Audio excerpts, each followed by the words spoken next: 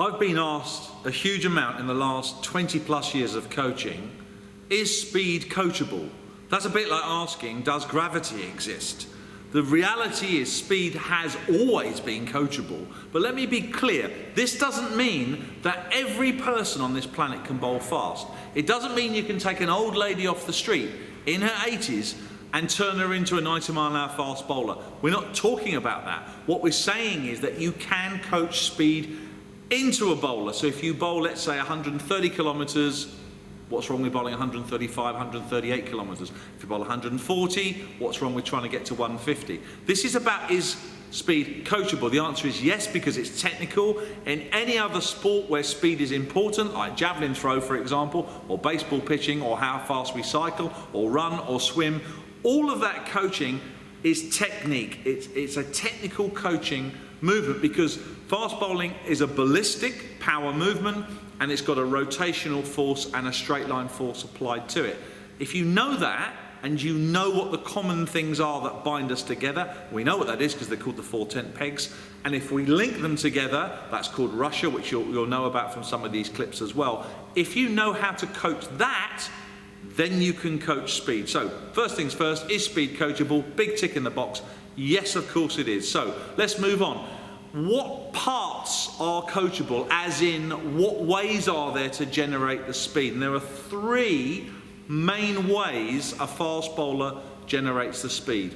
The first one is what's called a braking force. That means when you run up to bowl and you land the front foot, you abruptly stop the front foot so the top gets accelerated really quickly. And we know that's like sitting in a car, hitting a brick wall in the car, you've got no seatbelt on, and you get ejected through the windscreen. We know that energy transfers up the body into the top. So we want to create a braking force at the front. That means a stopping force in the front foot, not the back leg. We don't want to stop on the back leg, we want to stop on the front leg, because that's where we're going to bowl from.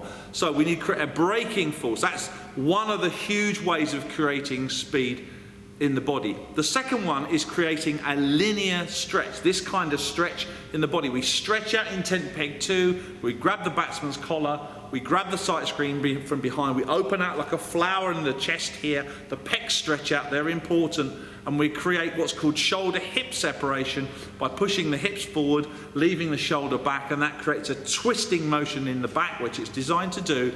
Then we catapult the ball forward. That's the second biggest way, and up to 80%, as we know, of all velocity is created by that move called shoulder-hip separation.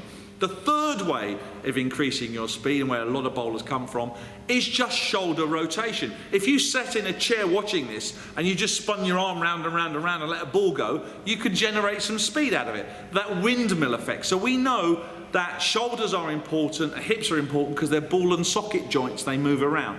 The knee and the elbows are hinge joints, they only move in one direction. We need to work out how that operates, but basically you can also rotate your shoulders faster. So we've got ground speed into the front foot block, which creates that braking force. That's the first one. The second one is we've got the stretch out the top of the body, which creates shoulder hip separation, which is that catapult effect. And the third way we do it is we create shoulder rotation. Every bowler that you'll see on this planet has a combination of all 3. Some have them perfectly combined, which is rare, and they're probably called Brett Lee. Some people like Dale Steyn run in very quickly but have very, very fast shoulders and fast feet. Other great bowlers going back in history like Malcolm Marshall had incredibly high shoulder rotations. Someone like Wasim Akram, the great Pakistani bowler, he was a shoulder rotation bowler. Someone like Shoaib Akhtar was more of a slinger type bowler, a Malinga type bowler, a Sean Tate type bowler, or Fidel Edwards. These are guys that use shoulder hip separation and that linear pull. So please understand that each fast bowler is unique and different, but we all share common threads, and that's why this is all-inclusive coaching. But you need to understand how that works. Find out which type of bowler you are, and if you're missing some of those elements, you can add them in and increase your speed.